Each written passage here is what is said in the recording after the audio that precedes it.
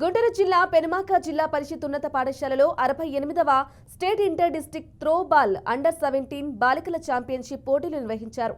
ముఖ్య అతిథులుగా shop chairman Animini Ravi Naidu హాజరయ్యారు. 13 ఉమ్మడి జిల్లాల నుంచి ఈ పోటీలో క్రీడాకారులు పాల్గొన్నారు. క్రీడాకారులను ప్రోత్సహించడానికి 3 లక్షల రూపాయల ప్రోత్సాహం అందజేయనున్నట్లు రవినాయుడు చెప్పారు.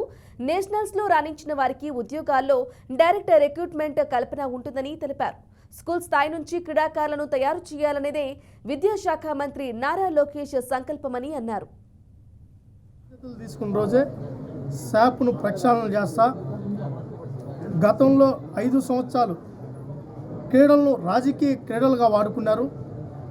రాజకీయ ప్రచారాలకు క్రీడలు వేదిక చేయబడింది. క్రీడాకారులు ఆ విధంగా క్రీడా రంగాన్ని వాడుకోవడం జరిగింది. మీరు చూశారు ఆడుదాం ఆంధ్ర. దాని ఉద్దేశం ఏందని నేను రివ్యూ చేస్తే స్కూల్ లెవెల్ నుంచి కదా గేమ్స్ పెట్టాల్సింది. మీరు ఎందుకు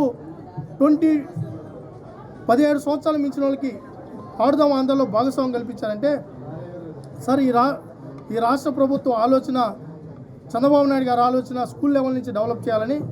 అప్పుడున్న ప్రభుత్వం మీరు ఈ లెవెల్ నుంచి అయితే మాకు అనవసరం, మాకు ఉపయోగం లేదు, మాకు 17 సంవత్సరాల నుంచి ఏ గేములు ఆడించగలుగుతారో, ఏం ఆట ఆడగలుగుతారో వాటినే పెట్టండి.